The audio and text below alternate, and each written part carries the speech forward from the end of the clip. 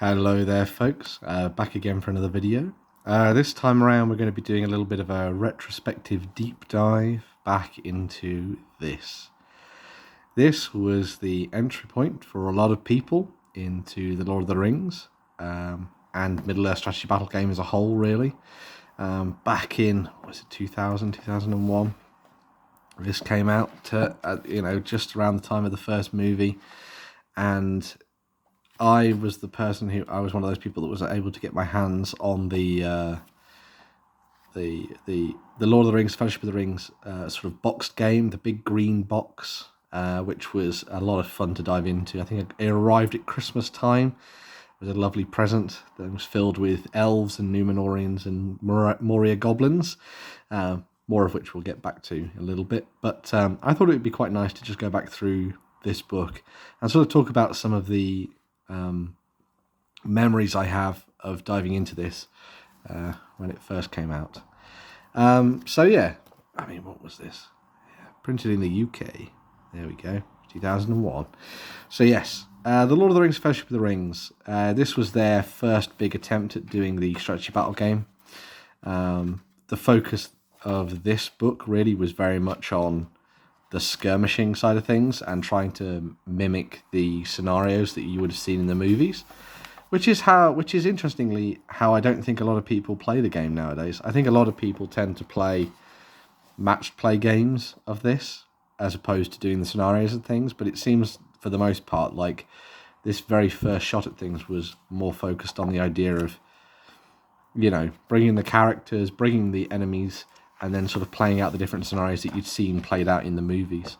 Of course, the game was kind of furnished with a lot of plastic troops, but you also had a bunch of metal ones as well. So these were obviously the plastic troops that you were getting. You got some of them here, and then you've got a lot more of the metal troops. So these were the plastic ones; those were metal, still metal, I think, actually. And then you had metal goblins and metal orcs for the most part, actually, which is quite interesting. And for the most part, I mean, up until now, I think a lot of the key features of what makes the game that we all know and love have more or less stayed the same, to be honest. You know, you've still got the same turn sequence, you've still got the same use of shooting and melee. Obviously, you've got special strikes now, which you didn't used to have back then. You've got a lot more tweaks to things as well to make things a little bit more in depth when it comes to, you know, the sort of diving into the different scenarios and playing across varied terrain and that kind of thing. So you've got swimming and all that kind of stuff as well. But I think they did a really nice job of this, which was, you know, back in the day when this first launched. And it certainly got my attention when it first came out. I remember before I got the set, I remember that there was the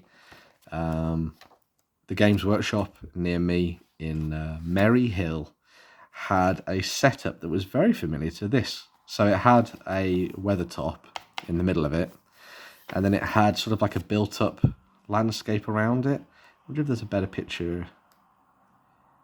No, it was a bit like that, although they didn't have the ferry and stuff at the bottom. And I remember playing that with my brother three times. I played that scenario out, where I was playing as the elves and the Númenóreans, the elves and the men, and then he was playing as the goblins, and then we switched sides. And I think it was really good fun, and I remember it being a nice bit of back and forth between both of us. And it seemed like we were on the even keel, even though I was slightly older than him as well. So it felt like it was a nice little game to dive into and have a bit of fun with. And then I remember that I think the set came out, and I got it for Christmas, as I mentioned, and basically dove into it. So the set came with plastics it was really weird, because nowadays when you think of starter sets, you think of them coming with big characters so you can play out moments. So obviously we had Balin's Tomb, didn't we? Or the Moria set. And then we had Pelennor Fields, which obviously was focused on Rohan, and had the Witch King and had Theoden in it, and this new one with Faramir and everyone as well going against Gothmog. But back in the first set, it just had these basic plastic troops essentially. So it had your Last Alliance soldiers. So it had your elves of Rivendell with their bows and their double-handed swords. I'm not entirely sure when this sprue came from. Let's see if we can find a date on it. Oh, this was 2001 as well. So this is one of the older ones. And I actually think these were actually quite nice sculpts, to be honest. I find it quite hard to focus with the book in the background, but there we go. Because I think they had quite a lot of detail on them. I mean, they're nothing compared to some of the more modern plastics we've got on, obviously. But they were quite nice. And they went together very easily as well. So you could just, pop off the shield, stick them in there, and then the miniatures went straight into the bases. And you had all of the stuff for playing out, essentially, a couple of those moments from the Last Alliance, more or less, which was quite nice. Obviously, they didn't have orcs, but they did have goblins, because goblins had featured in Balin's Tomb in the movie. And so that's one of the big pivotal moments in that. And I think they end up probably fighting goblins more than you fight orcs, I think, probably, in terms of time. Although it is strange that we didn't get orcs straight off the bat, I suppose. Although I guess because they came out with the Fellowship in Metal separately, having access to the golems, having access to the goblins very quickly was quite a nice way for them to kind of get everything out onto the tabletop, so you could play those larger scenarios in Khazad Dûm without too much hassle. And again, these are actually cool. These are actually quite nice. Let's see if I can get a better look at these. Yeah, there we go. So I actually think these were still quite nice and detailed, even for back then as well. And you had a couple of issues with mold lines and that kind of thing, but it was nothing that you couldn't gloss over if you were a kid, because to be honest, as a kid, did you care about mold lines? Nah, you didn't. So yeah, it was just a case of clipping them off and getting them painted, really. And the goblins were really easy to paint, but we'll talk about that a little bit later as well. It was the elves and the Númenóreans that were the harder ones to paint in my mind, because with the elves you had to do all the gold and then the cloaks and stuff. Although you could probably get away with just doing like dark leather here on everything and then just gold and blue. I think I went for gold and red and blue in the end, because that's what I had access to. And I think I remember doing the Númenóreans in a very similar scheme to how you see them, so black and silver and gold. But then I think I remember doing a alternative, or maybe it was my brother who did an alternative captain, and he painted him with an orange cloak and gold trim around his armor, so that we could have like a Gondorian or a Númenórean captain, or a captain of men in our armies, which was quite cool. So yeah, it was an interesting little set to start things off with some decent enough models, but not exactly what you'd expect from a starter set when it comes to Middle-earth nowadays, really. But let's go back to where we were. So what were we looking at? We were in the fight phase, weren't we? So yeah. So a lot of stuff that remains the same as it is now. So you've got the pairing off and all that kind of thing. And the charts, more or less, I think. I mean, I don't know the game rules so in depth across the different generations to tell you exactly what's changed. But I think the majority of it's more or less there. So you had some little bits about mounted warriors and stuff. That was obviously fleshed out a lot more when it came to the second book for the Two Towers. But then, of course, you've got all the rules for heroes with might, will, and fate. And there's an interesting bit at the back with Rick Priestley about might, will, and fate, and how that was used in order to make you feel a little bit different, a little bit more powerful, separate you from the other warriors on the tabletop. The other thing that was really nice about this when it first came out is that it included so much photography from the movies. So this was back in a time when, for the most part, you'd seen the movie in the theatre, in the cinema, and then you probably wouldn't see it again for like a year, 2 years, maybe even more than that, when it came out on VHS. Yes, VHS. And so when you saw these images and stuff in the books, it was a really nice way of reminding yourself about the movies that, you'd maybe watched and not necessarily paid a lot of attention to, but really enjoyed, obviously. But yeah, it was interesting seeing some of the artwork and design that came out of it, and also these snapshots of the movie so that you could remember what you'd seen and all that kind of stuff as well, which is quite nice. I always liked that they kind of tried to make this as open as possible for everybody, so you had centimetres and inches for people who measured in different ways. And I think for the most part, they tried to make this as entry friendly as possible because, a lot of new people were going to be coming into the game and they'd maybe never really even considered doing miniature wargaming before, which was one of the massive strengths of the Lord of the Rings license and what it could do for Games Workshop, really. But anyway, I'm dawdling. So yeah, lots of really nice imagery and stuff. And you've got these lovely... I remember drooling over this page and seeing the reflection of the rings writing in Frodo's face there. I thought it was really awesome.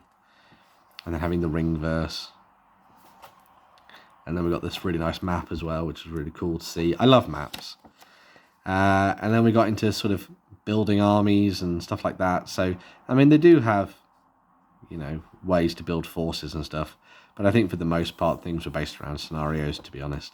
Although there was no reason why you couldn't come up with your own scenarios. And they do kind of talk about that and how you could create your own scenarios on the tabletop. I mean, here's a good example of the kind of stuff that a lot of people were playing at the time, which was just basically a lot of elves versus a lot of goblins, really. And that was pretty much it.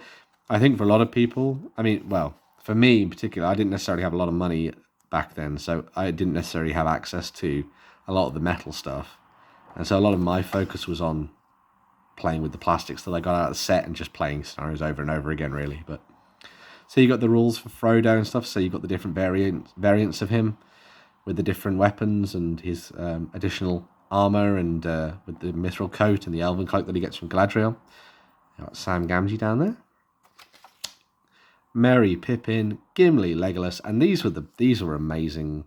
This is my fellowship. I have a plastic fellowship that came in Balin's Tomb, the Battle for Balin's Tomb, but the old metal fellowship is the fellowship that I remember, and I've cleaned that up and painted it up, and I really like the set, and I think it's beautiful, and it's probably one of the best interpretations of the different characters I think that have ever been done. Obviously some of the other sets are quite nice, but I think the metal one is way better than the plastic one, at least in my opinion, of course. So you've got Gandalf there, you've got Aragorn as Strider with his epic mighty hero rule. Boromir, who was just a pain in the ass. No one could beat Boromir. And we've got Elrond, Arwen Evenstar. I thought it was really interesting when we got profiles that switched out the model for a piece of for a screenshot from the movie or a piece of artwork. Because in my mind, I was like, did they not have enough time to get the miniature done for this to then go out? Because obviously a lot of this stuff would have been written ahead of time. And even though they had a lot of access to what Weta and New Line and everyone were doing, obviously there's only so much you can do with the film and things. So I always thought it was interesting seeing what they did with this in terms of at what stage were they at with the miniatures and that kind of thing. I mean, Celeborn doesn't even get anything there, which is a bit of a shame. Although Haldir's got quite a nice little miniature there. Although I much prefer the Helm's Deep version of Haldir, I think, in terms of his armor. I always like this. This was always really interesting to me as well, because I really wanted this miniature, and I didn't realize until obviously later in the book that this is a conversion. And I always thought that was such an amazing looking elven captain, and I'd love to see someone actually bring that out as a proper miniature, or maybe do it as a 3D print. I think that'd be quite cool. We don't have miniatures there for Isildur and Elendil, although you do have dwarf kings. Nothing for Bilbo, which is a bit odd, I suppose. Kings of Melidare and the Captain of Gondor. No Gwaihir. Then the High Elf warriors. So we get into the warriors section of things. Wood Elves. And this was great because obviously this is a scene that we never got to see in the movies, where the Wood Elves of Lothlorien take out the Uruks. Take out the goblins that are pursuing the Fellowship out of the mountains. And I always thought this would be amazing to have seen this. I like the idea. I'd be really fascinated to see how they were going to integrate that into the film, because I would have assumed it was them running across the river and then pushing deeper into the forest, and then it would maybe flash to the elves with them taking out the goblins, and then to Haldir spooking Gimli or something, maybe. But I always thought that was really cool because I liked seeing the fact that they killed all the goblins and stuff, and it was always nice to get a little bit more of a look at them. You got the ring race, of course, Lurtz, and I always remember that this was the only time that we actually worked out what his name was, unless you saw it in the credits. Because at no point do they say his name in the movie, and so it came down to being like, so the guy's name is Lurtz. Oh, awesome, cool, right. And so, he's become one of the most iconic additions of Peter Jackson, really, to the universe, but an awesome character nonetheless. Very nice. But yeah, some very cool stuff there. We've got Saruman, the Orc captains, the Moria Goblin captains. Again, another piece of beautiful artwork that beautiful screenshot, I guess, which you didn't necessarily see. That's the Uruks chasing them through the woods at Amon Hen. I actually have that orc somewhere. So I think I bought a pack of metal orcs, and that was probably about it. I never got the old Uruks. I've got a couple of old cave trolls and stuff. Then we've got scenarios. So this was the scenario that me and my brother played endlessly. We would always play through this and get everything set up. So we'd have our men and elves and things. And I like how it says, if you have elves from the Warriors of Middle-earth or Fellowship Edition, you can use them as men for now. So we would always set these up on the tabletop and have fun with that. And I think we just kind of basically played around with it and just said, we don't have spears, so let's give ourselves the bows and the swords or something. So yeah, so you had all the men with the swords and shields, and then we would always give the 4 elven archers a go as well, which is quite nice. And you could play that with the plastic terrain that came in the set, which was quite good.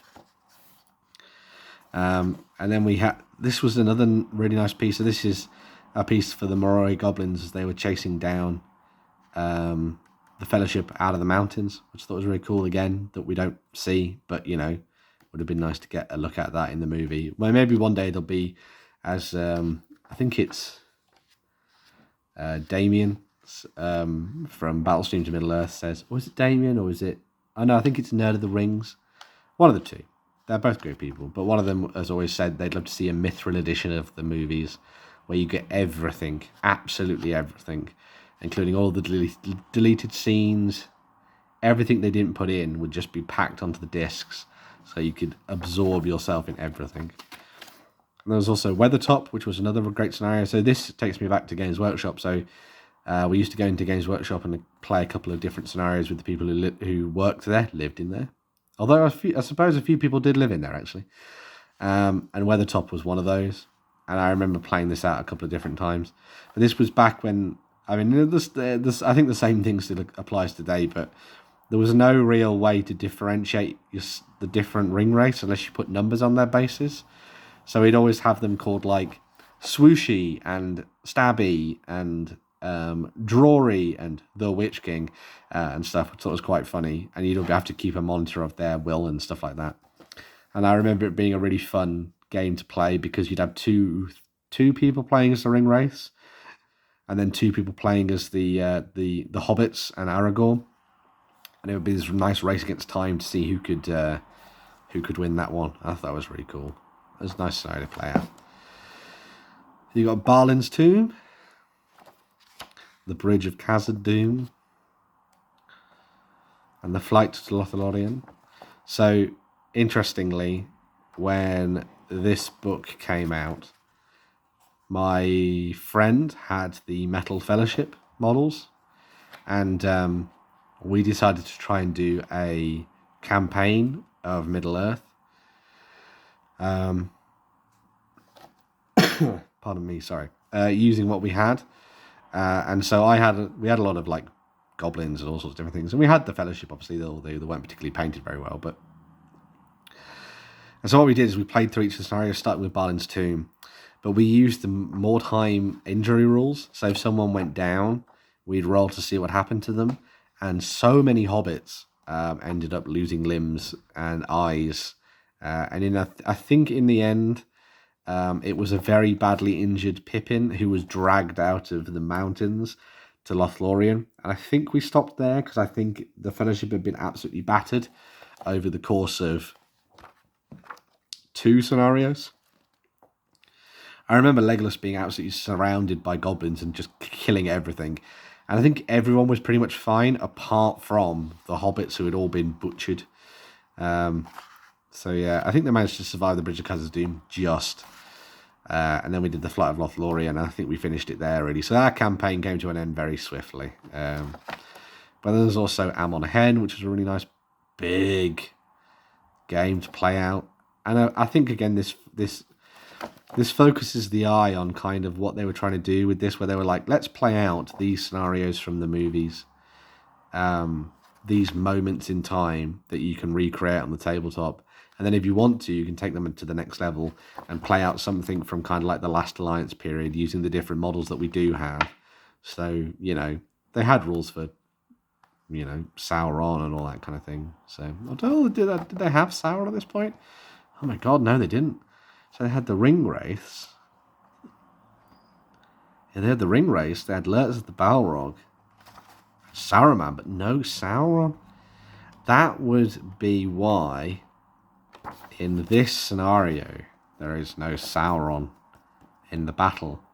It does expect you to have collected 240 orcs, though. And on the good side, you do have Gil-galad, Elendil, Isildur, and Elrond. And again, a fairly large host of what were at the time mostly metal models. I mean, that you could get with the different sets probably, but that would cost you a pretty penny, never mind the different characters. And then you had 240 orcs, all of which would have been metal. Unless you decided to just sub them in with goblins, I guess. But you could play out a little bit of the Last Alliance, but there's no Sauron in the rules. And now I remember why, because there's no rules for him. You've also got the Gladden Field, so you can play that out, which is quite nice. And more orcs there pictured, which is quite cool. But yeah, the other thing that was really good is they had this little section at the back, which is all about building your models and stuff like that. So, pardon me again, sorry. But yeah, so this was a nice way for you to dive in and sort of get yourself up to speed with modelling and that kind of stuff as well. So it had some nice tips. Look at that obvious Kleenex box. It had some nice tips for looking after your brushes, how to paint, how to break down all the different paints that came from Citadel at the time. Guides for undercoating your models and getting started. Working your way through a palette and choosing colours. Using daylight bulbs. The different techniques you might be using, like a little bit of dry brushing and base coats, highlights and stuff like that.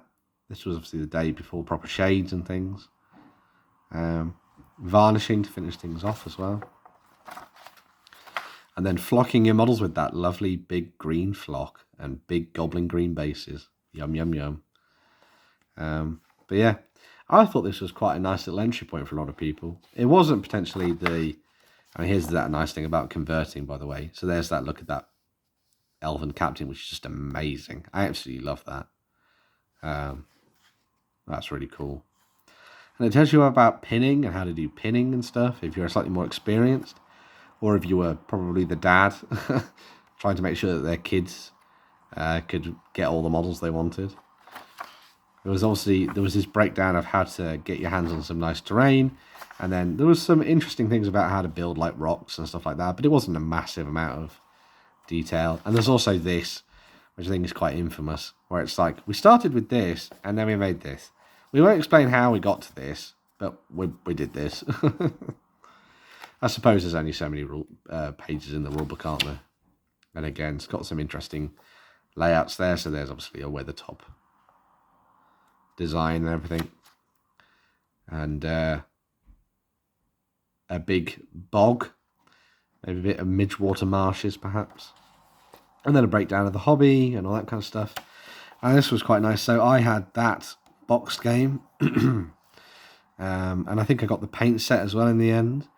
My friend got the Fellowship of the Ring, and then I ended up inheriting that basically, and that got added into my little collection. But then you also had Escape from Orthanc, the Battle of Khazad-dûm, Gandalf versus the Balrog. You could get yourselves the Warriors of Middle-earth, which came with all the different troops. And then you had Attack at Weathertop, which was quite a nice little set as well. And obviously the White Dwarfs at that time would do this really interesting thing where they would have all the like Warhammer stuff at the front, and then if you turn the magazine upside down and read from the back, you'd have all the Lord of the Rings stuff at the back, which was really cool and funky. Always flip over to the back and read the Lord of the Rings stuff first. That was the way to go because it was so cool. And then you had this breakdown of more models. So you had the metal models that we'd seen previously, and then a few more of the different characters and stuff that became available at this point, which is quite cool. More like nice photography showing off the different models, break down your different setups, and then a little bit of a quick way for you to learn how to play without diving too deep into things. Record sheets for your different characters, and this was the nice bit at the end, which was a nice little rundown by Rick Priestley of what it was like getting started and stuff like that. There was a little FAQ for those people who were new to the gaming and that kind of thing, and then a breakdown of the different phases and how it all worked, which was very simple at the time, especially compared to the likes of Warhammer Fantasy and Warhammer 40,000, which was good. You had your charts at the back, which was always handy. And that was it, really. So you had a couple more sort of looks ahead of what was coming. So we knew that we were going to be getting the Amon Hen set, which was quite cool with the Dying Boromir. And then there's a couple of the other box sets that are coming out that were available at the time. So there's the Account at Weathertop, Fellowship of the Ring, and then Saruman and the Uruk-hai, and the ring wraiths on the back of their horses.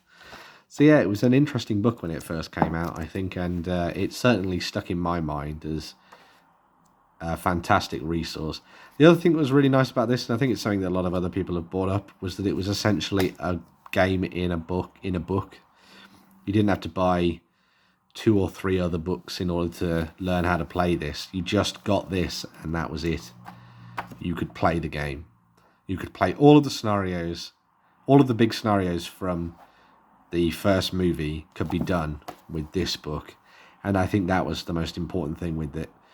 In that even though it was going through some of those interesting stages where they, were probably trying to find their feet and everything like that, I think the fact that it was able to provide people with a way to play out the movie on the tabletop with cool models that looked just like the actors, I think that was really nice. It was a good keystone for a lot of people. And I also remember something fascinating about this. So this image was the image that I first saw when I found out about the Lord of the Rings movies being made. We came back from school, I think it was, and we were in the living room, and my dad said, "Come and see something on the computer." And we were like, "Okay, right." So we came into the other room, and the Power Mac was powered on, and a screensaver that my dad had been downloading for a little while, because everything was on dial-up, was sort of going on in the background. And it was this misty scene where a ring wraith rides out into the centre of the shot. And then my dad was like, "They are making the Lord of the Rings as movies." And we were like, "Oh my God, this is amazing." We love the audiobooks, or the audiobook, and we love the BBC adaptation, which my dad had taped onto it from the radio. And so we were so excited about this, and then we went to go and see it as a family when it first came out, and it was brilliant, obviously. I think I went to go and see the next film with my... because I would have been 13, I would have been 14, 15 when the first movie came out. God, yeah, 14, 15 when the first, 13, 14 when the first movie came out. So I think I went to go and see the Two Towers with my friends, I think. But I'll tell you more about that when it comes up, when we go into the next book. But yeah, do you have any cool memories of the Lord of the Rings, Fellowship of the Ring, a strategy battle game when it first came out? I remember being absolutely bowled over by this. I didn't have access to a lot of the stuff because obviously I was still a young gun, and it was very much a Christmas and birthday buys type thing at that moment in history. But I remember being absolutely enamored by this game. And I think it's a testament to the rules and the models and the folks that have designed this over the years that it still holds a place in my heart to this day. So, you know, big props to the people that got this started with, you know, Rick Priestley and everyone else. You did a fantastic job. And yeah, I bet a lot of people have some very fond memories of this when it came out. So yeah, drop them down below. As always, thank you very much for watching. I hope you like this little trip down memory lane and sort of our little discussion of the Fellowship of the Ring and stuff. And hopefully you can give your own sort of retrospective down in the comments below. Make sure to do all that good stuff, like, share, subscribe, do all that nice thing. Do all those nice things is what I'm trying to say. There's also a Ko-fi link down there, so if you like what I do and you want to drop a little bit of donation, you can do. But the most important thing is that you comment down below and just get involved in the discussion, because I love just chatting with you folks and seeing what you think, really. So yeah, The Lord of the Rings, what a game, eh? I think I'll be back next week to talk about the Two Towers book, I think, because that was the other big momentous shift for me, and brought us back from the brink with Warhammer 40,000 and back to the world of The Lord of the Rings. But yeah, I'll leave that for next week. But yeah, thank you very much, folks. Thank you for putting up for my coughing, by the way. I'm still a little bit ill, but there we go. And yeah, I'll see you folks in another video very soon. Bye for now. Bye.